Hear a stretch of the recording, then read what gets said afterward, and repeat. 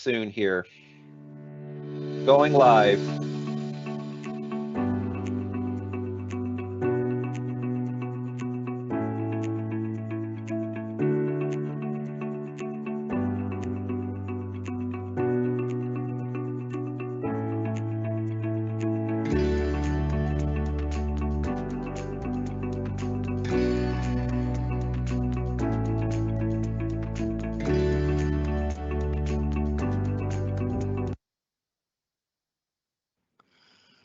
Welcome to our customers, partners, contractors, wholesalers, and engineers from coast to coast of our beautiful country. Good morning and good afternoon, as the case may be.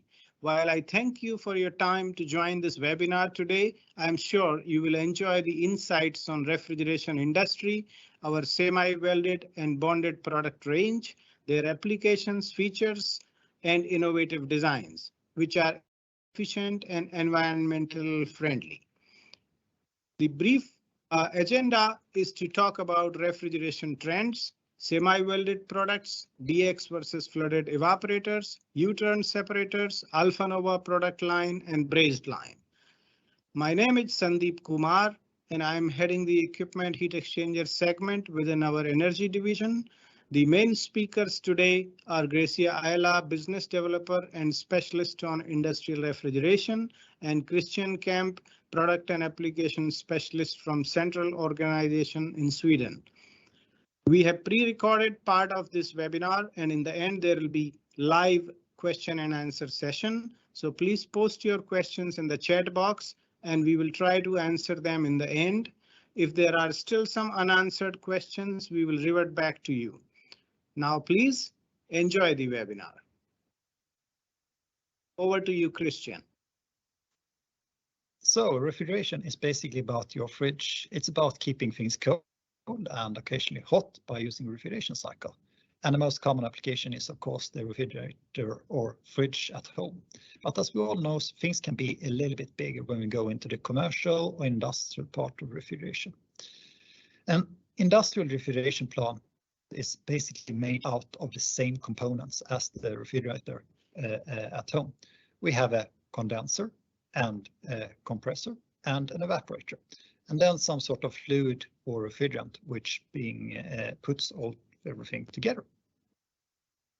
And as one knows a little bit more about this industry, this refrigerant has a tendency of being a bit problematic. Traditionally, a refrigerant is, in addition to its ability to work as a thermal fluid, measured on its ozone depletion potential as well as its global warming potential.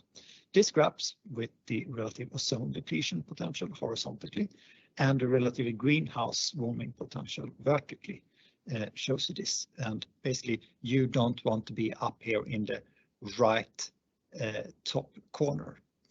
The really old so-called CFCs and HCFCs freon had a very high ozone depletion potential. Therefore, it was decided through the United Nations Support Montreal Protocol to phase out these refrigerants and replace them with something less harmful, the HFCs, which is the refrigerant that we are seeing in today's HVAC chiller and refrigeration application. The problem with these refrigerants is that they are having a very high global warming potential. Simply, they are much worse to use one of these refrigerants compared to releasing CO2. Therefore, it has been decided to phase out these refrigerants as well as replacing them with something else. The natural choice would possibly to change to a natural refrigerant. That is things that you can find out in the nature, like CO2 and ammonia, as these are very high efficient refrigerants with no global warming potential or ozone depletion. However, these have some drawbacks which has resulted in the new refrigerants, so-called HFOs.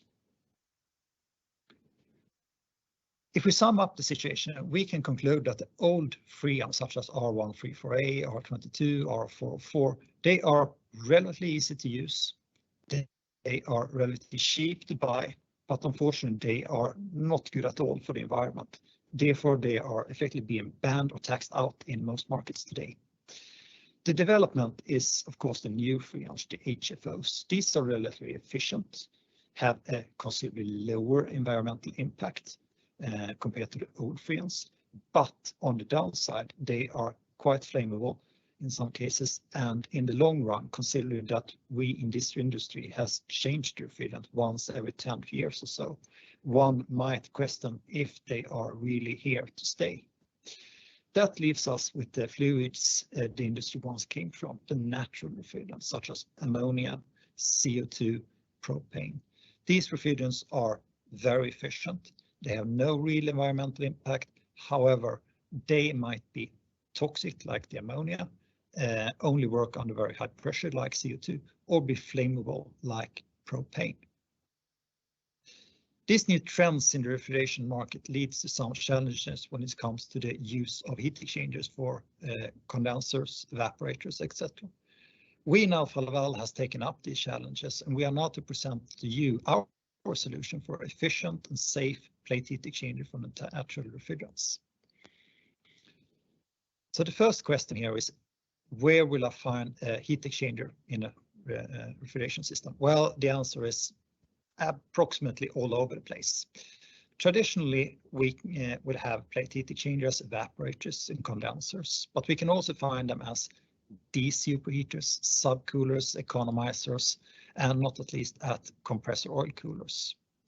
Depending on the system size and the refrigerant use, these heat exchanger can be of brazed or fusion bonded design, or even semi-welded types. But before we are going to look more deeply into each of these technologies, let's spend a minute on seeing where to use which type of heat exchanger. If we had identified a need for a plate heat exchanger, for instance, as an evaporator, condenser, or oil cooler, one has to ask themselves what requirements are to put on this application. If the application is, for instance, dirty water or dirty brine, which require frequent cleaning of the heat exchanger, it should preferably be an openable one, and then the semi-welded plate heat exchanger is the best choice. The same goes for if the application uses in secondary fluid, like calcium chloride or salt water, which corrodes stainless steel. Then the semi-welded plate heat exchanger with titanium plates is the best solution. Or if we are dealing with a high capacity duty, where the industrial size of the semi-welded plate heat exchanger makes it the preferred solution. If nothing of the above is applicable, one can ask if the heat exchanger needs to be from copper. If that's the instance, for instance, we are operating with ammonia, or we would need to operate with, for instance, tap water application, then we will recommend the Alfa Nova, the 100% stainless steel fusion bonded plate heat exchanger. Coming that far, for everything else, we would recommend a brazed plate heat exchanger due to the thermal performance and the fact that this heat exchanger is using the majority of material for heat transfer and therefore being the most affordable solution. And with that said, let's have a closer look on the semi-welded plate heat exchanger. A semi-welded plate heat exchanger is made up of the same concept as a plate and frame heat exchanger. There are a frame and a pressure plate, which together with the tightening bolts makes up for the pressure vessel and form the main unit. There will be a carrying bar and a guiding bar, which helps to keep the plate back straight. And there will be feet and a support column, which makes sure that the structure stays where it's supposed to be and not go anywhere else. On the frame plate, you will find the ports as well as stud bolts and linings, which make sure that the incoming fluid doesn't get in contact with the carbon steel frame plate. The semi-welded is built up like the traditional plate and frame heat exchanger with plates, which could be of either 316, 304 or titanium material. The plates are pressed so that when they are stacked together, they form a channel with a very efficient thermal conductivity pattern, always giving turbulent flow. By changing the pattern of the plates, in most cases by changing the herringbone angle, channels with different thermal and hydraulic characteristics can be formed optimizing the design against any type of application. In short, the lower the angle of the herringbone is, the lower the pressure drop, but also the lower the heat transfer. On the other side, plates with a higher angle of the herringbone will generate more pressure drop, but also more heat transfer. Then there is a third alternative to combine two plates, one high and one low, and then we get some sort of intermediate performance. The difference between a semi-welded plate heat exchanger and a standard gasket plate heat exchanger, where all plates are being sealed off with the gasket, is that in a semi-welded plate heat exchanger, every second plate are welded together to form a cassette, which gives a very strong heat exchanger channel with a smaller gasket exposure. The cassettes are then stacked together and sealed from the outside with the field gaskets, which would help to form the so-called gasketed or field side, and the ring gaskets, which will form the intersection between the welded side, and then putting onto a frame, looking like something we have up here in the top right corner. This in all gives a heat exchanger with a very good firm performance. However, the design of the semi-welded also brings some additional benefits for the cascade heat exchanger, which we will describe more in detail. One benefit, very convenient in the refrigeration business, where we are operating with low temperatures and want things to stay cool, is that the semi-welded is opposition to rigid heat exchanger like a shell and plate or shell and tube can take freezing without breaking the structure of it. In the case of a semi-welded plate heat exchanger, the difference in volumes will be taken up by the gaskets instead of being transferred to the structural part of the construction. This also makes a semi-welded plate heat exchanger the optimum choice for application with a high risk of thermal and pressure fatigue. Just like the case with the freezing, fatigue forces will be taken up by the gaskets rather than transformed into the material like plates and cause cracks, which we find here in this picture in the middle of this slide. Alfa Laval is offering a range of semi-welded plate heat exchangers starting from the 3-inch M6MW and going up to the quite big MA30W with the 12-inch connection. This makes it possible to find the right unit for the right application. Pressure-wise, the standard semi-welded plate heat exchanger comes with a 300 psi design pressure for evaporators and condensers, but there are also units available for 600 and 900 psi for CO2 and cascade and heat pump operations. And with that, I will leave to Grecia to talk something about the features in the semi-welded plate heat exchangers.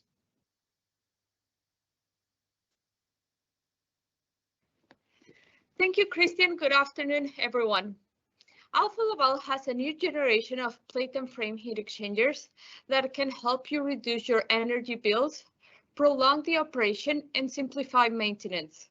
Some of the new features are curved flow, offset gaskets, omega port, 5-point alignment, power arc, clip grip, and T-bar roller. Together, they offer improved thermal efficiency to cut energy costs and help you meet your sustainability goals. They also offer greater mechanical reliability for longer equipment life and reduce the risk of downtime in your operation. Easier serviceability to keep maintenance to a minimum and to save you time, labor, and money on that service. These features are what define the next generation of gasketed plate and frame heat exchangers, and they are unique to Alfa Laval. Let's talk briefly about 3 of them. Rev-type, for instance, is a sealing system that enables long-term performance for high pressure and high temperature. The weld is now located outside the gasket ring groove, allowing stronger ports that can extend the gasket lifetime, even in applications for high pressure requirements. Second one is curved flow distribution, and this was designed for a better utilization of the whole plate and frame surface. This feature eliminates dead spots, providing higher thermal efficiency with the reduced risk of falling. This means energy savings, lower maintenance costs, and less time worrying about unplanned stops. The third one is clip grip. Clip grip offers superior fastening to the plate and are easier to mount. The unique design prevents sneaking of plates at closing, and the result is long-lasting gaskets and less maintenance is required. Now let's talk about a quick comparison between a flooded evaporator and a direct expansion unit for a typical recreational application. With a flooded chiller, we can have a closer approach between suction temperature and glycol outlet temperature, allowing savings on energy consumption on the compressor by having a high evaporation temperature. On the opposite side, direct expansion requires superheat value in order to guarantee no liquid carryover to the compressor. This superheat leads to a tighter temperature approach. LMTD, which is the temperature relationship between inlets and outlets, temperatures dictate the size of the heat exchanger. In this case, with the flooded heat exchanger, we'll need less heat transfer area than direct expansion. This translates into a lower cost of the heat exchanger. However, you have to put a separator on top. An optimized separator can allow us to work efficiently at the highest possible suction and reduce the ammonia charge that can end up being very close to a direct expansion application. Talking about separators, most of you have heard about our U-turn separator. Alfa Laval U-turn is a liquid separator that comes pre-mounted to the heat exchanger. Rather than the conventional one, which separates only by gravity, the U-turn uses 4 methods of separation: agglomeration, surface tension, gravity force, and centrifugal force. The efficiency of this evaporator has been a great surprise for our customers. Some of the advantages are small footprint compared to a traditional surge room.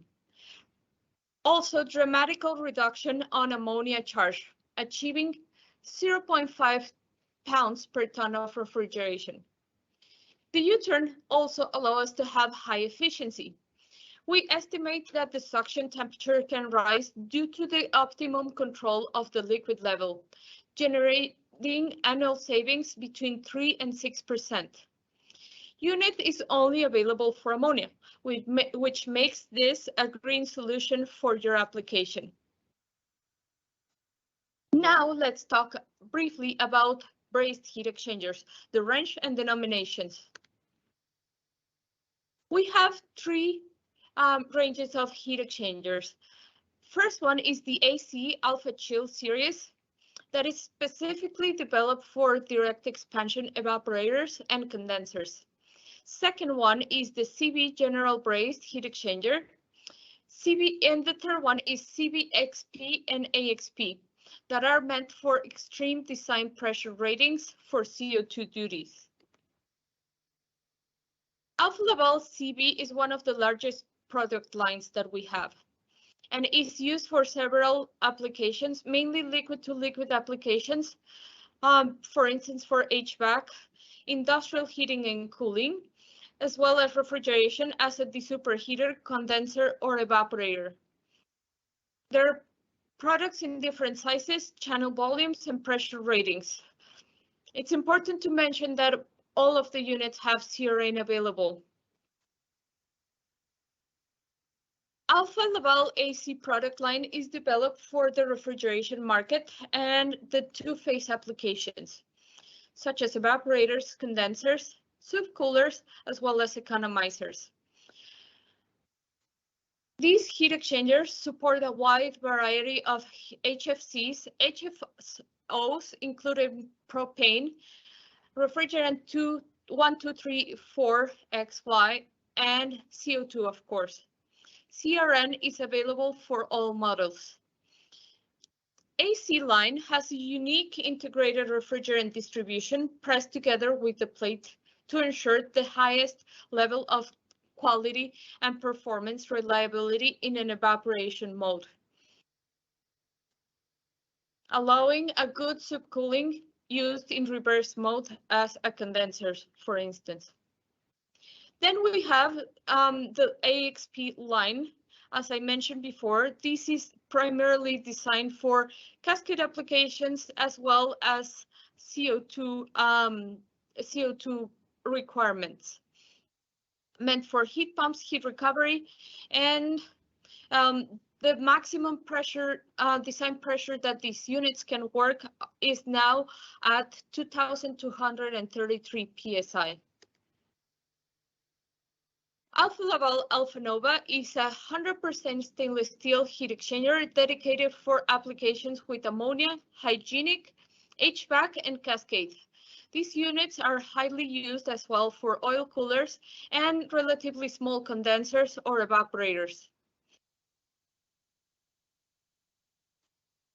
This is the end of the presentation.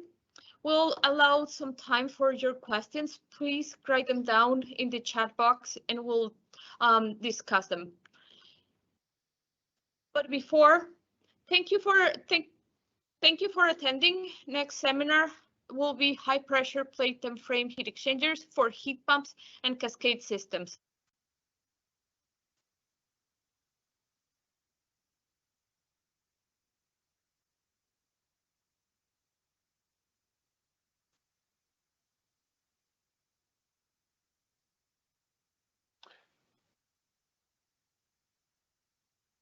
Okay, thank you, everybody. This is Jamie Hod here. I'm one of the producers, and I'll extend, first of all, a big thank you to everybody who has attended, and to Sandeep, Christian, and Gracia for the time and energy that they've spent in preparing the material here.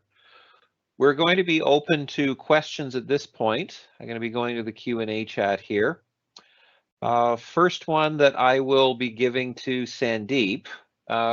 Question has come: are the plates in a heat exchanger stamped, machined, or 3D printed? Thank you for the question, and it is quite important and thoughtful question. For plate and frame heat exchangers, as well as for brazed plate heat exchangers, both, the plates are pressed.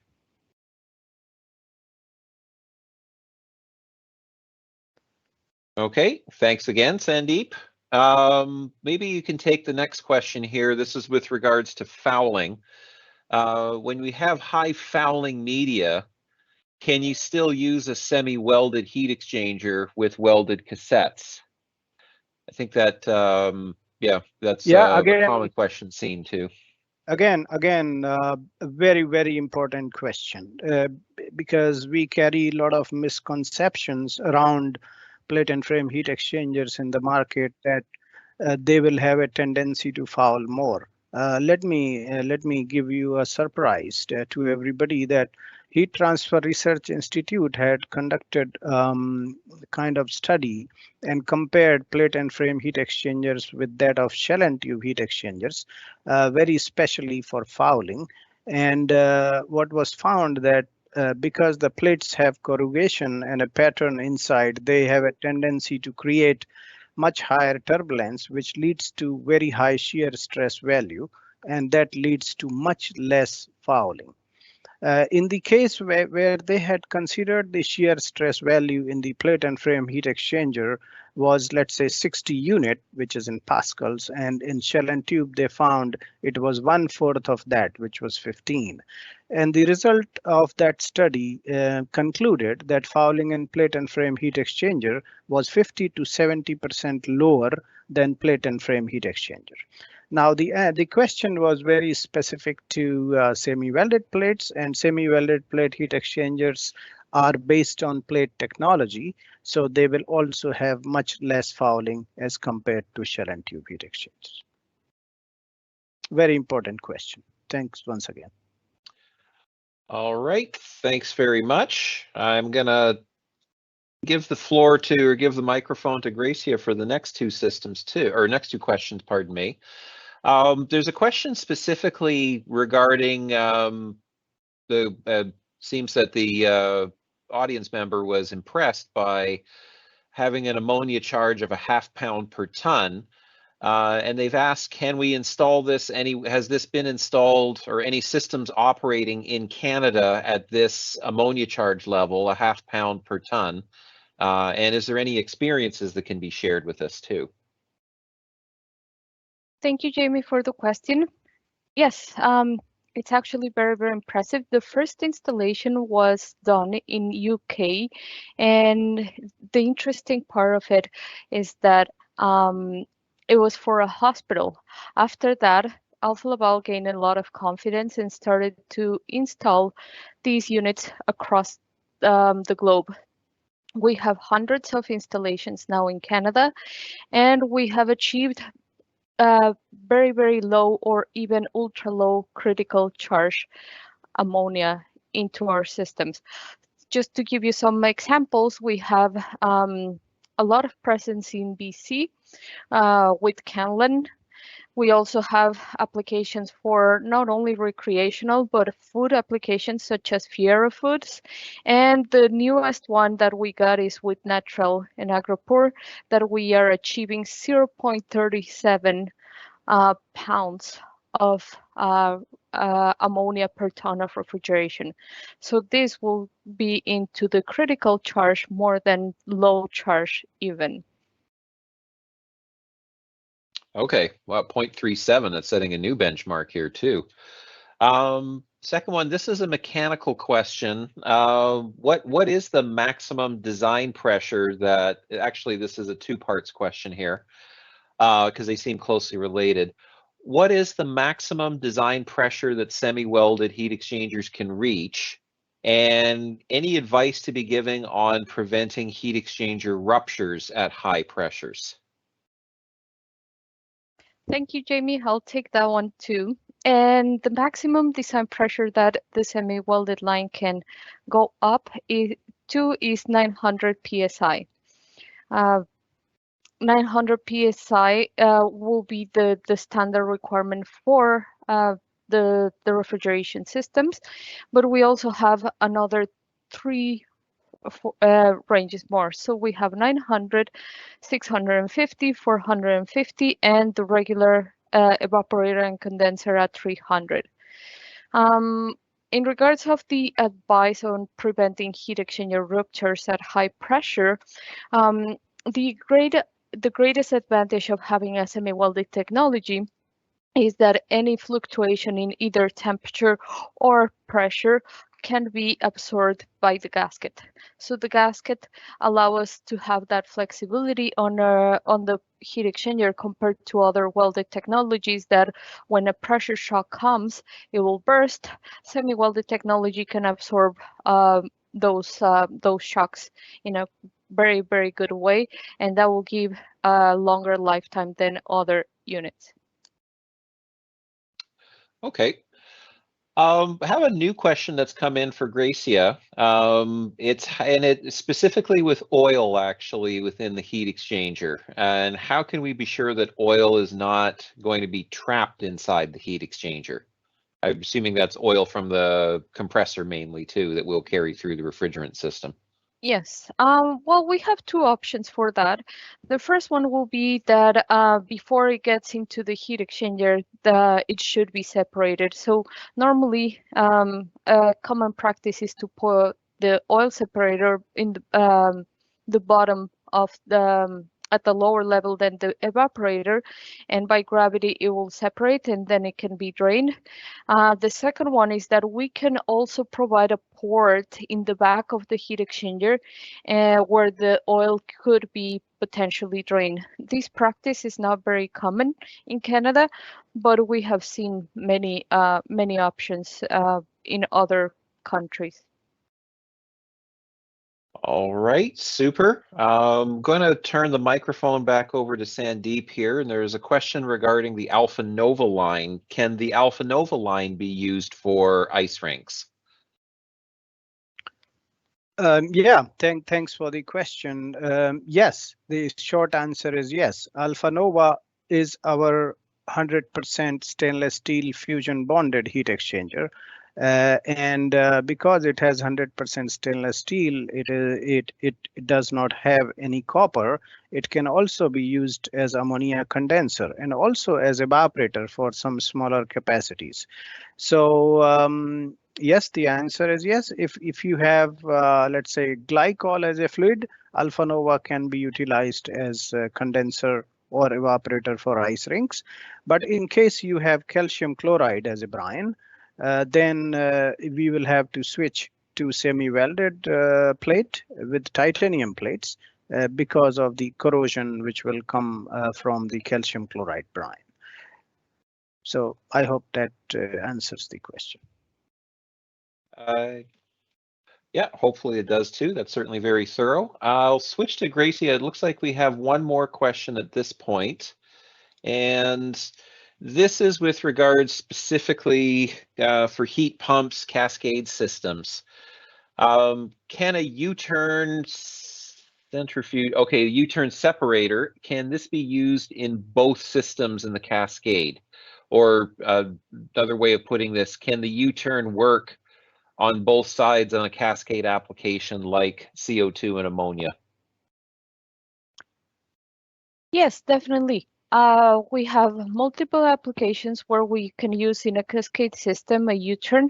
This will give us the opportunity to have the most compact heat exchanger and separator and achieve the highest suction while saving saving energy from the compressor consumption by raising the suction temperature. So yes, definitely we have already 2 installations, one in Quebec and one in BC, with this arrangement. All right, thank you, Gracia. There is actually one other question that's come in here too, and maybe Gracia, we'll let you answer this one because it pertains to your part of the presentation. Asking if direct expansion heat exchanger units, if they're co-current or counter-current flow. The attendee thought they heard counter-current flow, but they noted co-current on one of the slides. Yes, thank you for the question. It's a really good question. Normally for flooded, we do co-current. For direct expansion is counter-current flow. The reason behind that is that in DX, we want to take advantage of the big temperature difference between the suction temperature and the inlet temperature. With that, we can reduce a little bit the heat transfer area, but it still will be way more than if we start evaporating with the flooded. I hope that answers the question.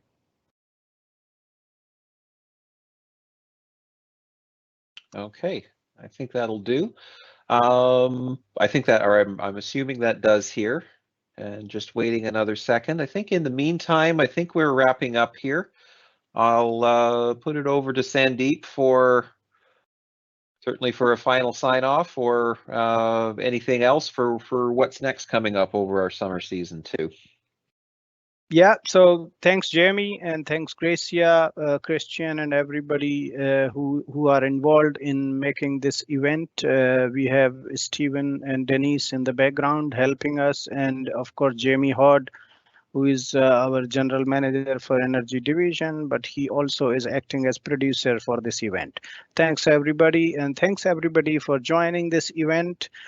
Thanks for taking out this time and asking very important questions which are useful to the entire audience.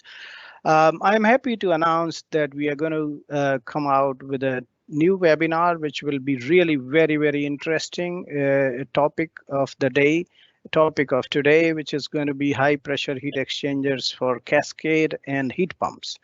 And you will hear shortly from us about this new webinar and the date and time, etc. Thanks everyone once again for attending this event. Yeah, and just one, I'll take one last question here over audio only. There was a question if we could confirm that we'll receive a return email with access to the recorded webinar. And yes, all participants will get access just once we've reviewed this then too, and there will be access to the webinar for all who have attended too, to the recorded version of this too.